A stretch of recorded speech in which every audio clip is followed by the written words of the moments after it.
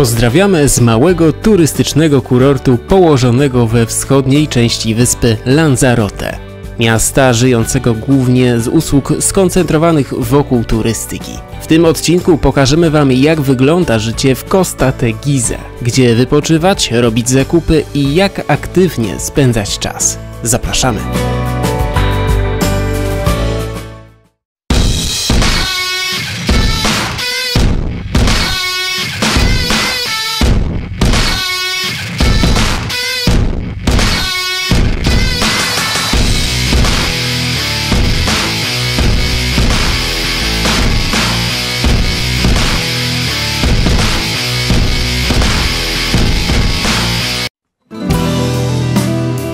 Costa Teguise to jeden z najpopularniejszych kurortów wakacyjnych na Lanzarote. Przy długim wybrzeżu zlokalizowane są plaże, hotele oraz osiedla wypoczynkowe. Ta mała miejscowość powstała stosunkowo niedawno, bo dopiero w latach 70. XX wieku, a jej celem było odciążenie ruchu turystycznego innych kurortów na wyspie.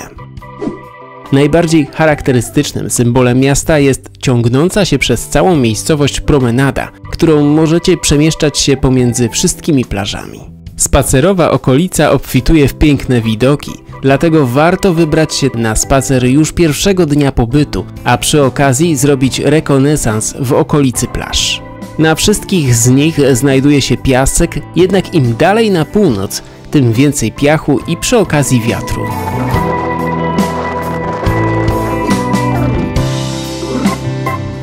Najbardziej wysunięta na północ plaża to Los Taros, pokryta w całości białym piaskiem.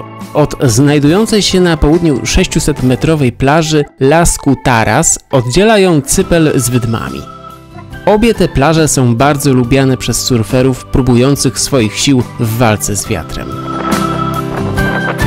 Nieco dalej na południu znajdziecie plażę Jablillo, kameralną i położoną w kamiennym półksiężycu. Posiada kilka naturalnych brodzików, dlatego jest często odwiedzana przez rodziny z dziećmi. Ostatnią miejską plażą, wysuniętą najbardziej na południe, jest Playa Bastian. Wyspiarskiego charakteru nadaje jej kamienna zabudowa wraz z wysokim murem chroniącym amatorów wodnych kąpieli przed wiatrem. Zrelaksujecie się na niej zwłaszcza wieczorem, kiedy wysokie palmy rzucają cień na jej piaski. Dalej, gdzie wybrzeże staje się kamieniste, wejdziecie na Los Topetes, miejsce, na którym można się z powodzeniem opalać, kładąc na szerokich głazach, przy okazji chłodząc się wiatrem. Zabudowa Costa Teguise jest niezwykle jednolita. Większość budynków to dwupiętrowe białe kostki urozmaicone zdobieniami z ciemnego wulkanicznego kamienia oraz dekorowane zielonymi elementami. Wyjątkiem są hotele położone bliżej plaży. Aleje, ulice i przydomowe ogródki porastają bajecznie wyrośnięte kaktusy i palmy. Pomiędzy osiedlami możecie spacerować kieszonkowymi parkami, przez które przebiegają ścieżki dla pieszych. One również są porośnięte wysokimi kaktusami i palmami, a charakterystyczny dla nich jest czarny, wulkaniczny piach. Jak na turystyczne miasto przystało, może pochwalić się wieloma handlowymi pasażami, zwłaszcza skupionymi w okolicach uroczego Pueblo Marinero. Tutaj dobrze zjecie i kupicie wszystko, w tym różnego rodzaju akcesoria sportowe, produkty lokalne i pamiątki z Lanzarote.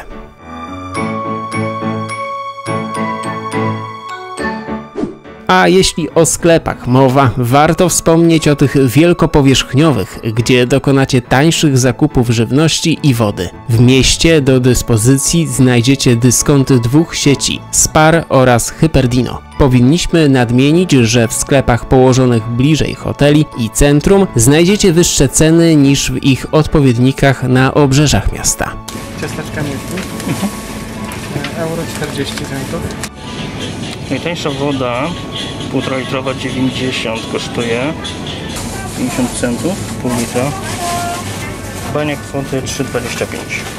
Mała Pepsi, mała cola 1,21. A ta większa taka cola 2 litry kosztuje niecałe 2 euro, 1,85. Mała puszka 80 centów. Puszka 80 centów, drożej niż piwo. fani Filipin znajdą coś dla siebie. Jest naprawdę spory wybór piw San Miguel w puszkach, w butelkach. Red Bull 4-opak 5,25, 5,50. Około 8 zł. 175 gram. Taka paczka sera? Tego. Pataty z Lanzarote. Tu mamy wszystkie możliwe oliwy. Możemy polecić na pewno ten, ponieważ testowaliśmy go w hotelu. Bardzo dobry. Zestaw sosów. W tych sklepach znajdziecie regały z typowymi, lokalnymi produktami. Polecamy zwłaszcza kosmetyki z aloesu oraz wyjątkowe, lokalne wina. Najlepiej znany produkt na Lanzarote. Tutaj między hotelami znajdziecie za 2,60, ale jeśli odejdziecie trochę od centrum, będzie za 2 euro. Tak, to prawda. Zrobiliśmy spore zapasy. W Gran Canaria znajdziecie różne wina, ale te lokalne, jest na Lanzarote Lageria 8,55, są dobre, testowaliśmy.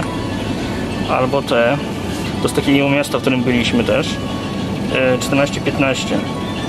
Gotowy plus doniówkę, możemy go przewieźć w samolocie. 6,21 euro.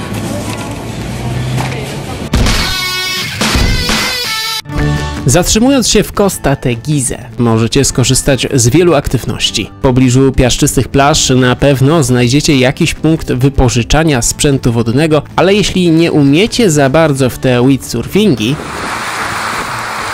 to możecie spróbować sił w bardziej przyziemnym sporcie, jak na przykład tenis. Infrastrukturę do gry znajdziecie w wielu hotelach, nawet 3-gwiazdkowych. Poza tym, za miastem czeka na Was położone w znakomitej scenerii pole golfowe. Bez problemu wypożyczycie rowery i mówiąc o rowerach, mamy na myśli różne jego odmiany, 2-, 3- i 4-kołowe. Jeśli chcecie szybko przemieścić się z punktu A do punktu B, zrobicie to za pomocą elektrycznych hulajnóg. Zobaczcie, jak ktoś ma duże stopy, to zapomnijcie, że sobie pojeździcie wygodnie na tym czymś. No, Nie da rady. to jest prawda. Tylko dla krasnoludków. Wypożyczenie wiąże się z płatą kaucji w wysokości 10 euro. Na specjalne życzenie dostępne są również hulajnogi z siodełkiem. A skoro jesteśmy już przy wynajmowaniu, to warto wypożyczyć auto. My wypożyczyliśmy je na 2 dni za 60 euro i objechaliśmy całą wyspę. Więcej o naszym road tripie po Lanzarote mówimy w poprzednim odcinku.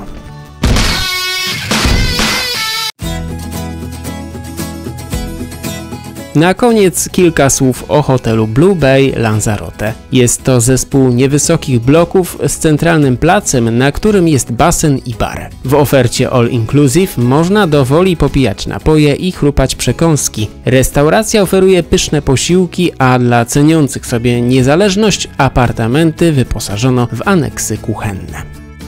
Urlop na Lanzarote był strzałem w dziesiątkę, a Costa Teguise to miejscówka warta uwagi, która naprawdę przypadła nam do gustu. Dzięki optymalnemu położeniu do każdego krańca wyspy mieliśmy maksymalnie 45 minut drogi autem. Polecamy. Zasubskrybujcie kanał, włączcie dzwonek, aby nie przegapić żadnego nowego filmu. Do zobaczenia.